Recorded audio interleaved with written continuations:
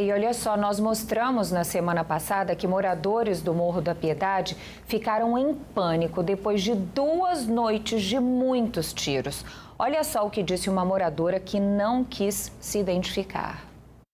Eu acordei por volta de 2h05 da madrugada com muito tiro, muito tiro mesmo. E a gente ficou assustado, e aquele monte de tiro o tempo todo. Falava, bota a cara, só falava, bota a cara. E a gente que é morador, vai botar a cara onde, gente? Olha o medo, né?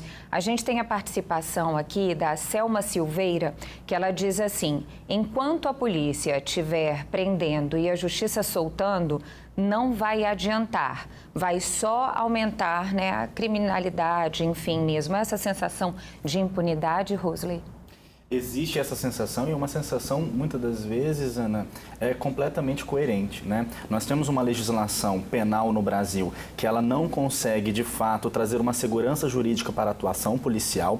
E aqui, Ana, a gente tem que deixar muito claro, nós não estamos falando da truculência policial. A polícia, ela tem que ter aí, né, ter todo esse processo aí de corregedoria. O policial, ele tem que se sentir pertencido à sociedade. Não é essa a discussão que nós estamos fazendo. Mas o que nós temos visto, Ana, nossos estudos dentro da área da segurança pública têm mostrado é que o policial ele não se sente seguro para ir trabalhar. E quando o policial não se sente seguro para ir trabalhar, a população também vai ficar refém, né? A gente, principalmente dentro da política de segurança pública dos países, principalmente dos Estados Unidos e da Europa, existe o que nós chamamos de linha azul, que é a linha que a polícia coloca, né, entre a criminalidade, que os próprios policiais acabam absorvendo essa ideia.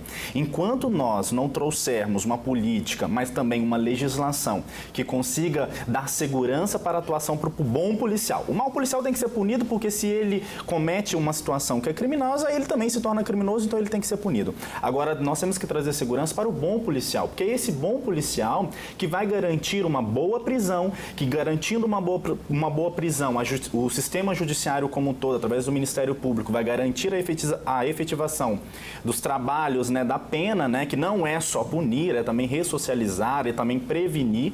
Então, todo esse complexo vai trazer mais segurança para nós, Ana. Mas a gente tem que tomar muito cuidado, porque não adianta também a gente só falar, a polícia prende, a justiça solta. Nós temos também que entender que a justiça, ela atua baseada nas legislações. Então, como muito bem foi dito aqui, nós precisamos eleger representantes que consigam alterar essas legislações, que é uma legislação federal, e trazendo inovações para que a polícia trabalhe e para que a população se sinta mais segura. Isso é o primeiro caminho que a gente precisa fazer para conseguirmos alcançarmos uma mudança a médio prazo. A curto prazo, Ana, infelizmente, é apenas colocando mais polícia na rua para garantir o mínimo de segurança para a população. E falando em confrontos, gente, ontem foram os moradores de Nova Almeida, na Serra, que viveram momentos de pânico. Troca de tiro no meio da rua, cenas de filme, gente. Hoje, escolas não funcionaram. Vamos ao vivo com a Suelen Araújo, que tem as informações pra gente. Boa tarde, Suelen. Como é que está a situação agora? Boa tarde para você, Ana. Boa tarde para o pessoal de casa. Pelo menos durante a manhã desta quinta-feira, as escolas não funcionaram no município ali de Nova Almeida, na Serra, né, no bairro de Nova Almeida, na Serra.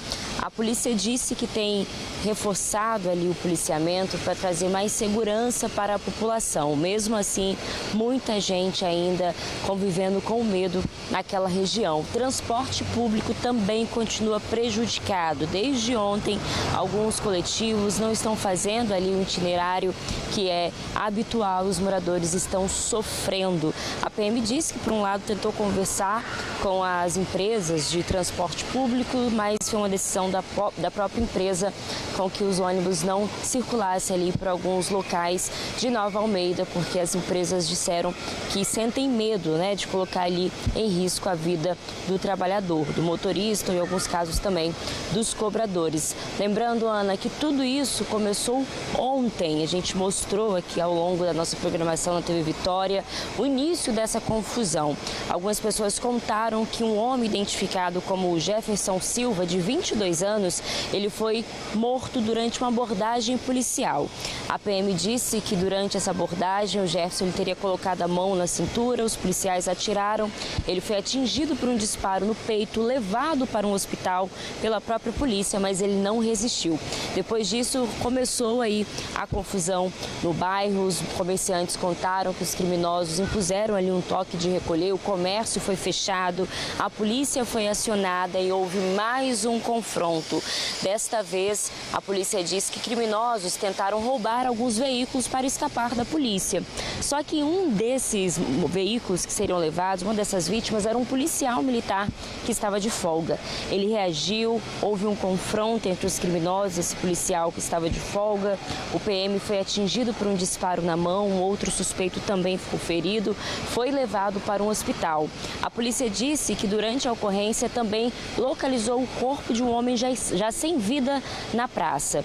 A investigação agora é para apontar de que parte saiu o disparo, de qual arma, né? Saiu o disparo que vitimou esse homem. Se o tiro foi dado pela polícia militar ou então pelos criminosos que estavam ali em confronto com a polícia. Foi um dia de muito caos, muita violência, os moradores com medo. No dia de ontem, depois de tudo isso, Ana, o comércio parou de funcionar. Hoje pela manhã nós estivemos ali naquela região, conversamos com os comerciantes, com os moradores, com pessoas que trabalham ali naquele local.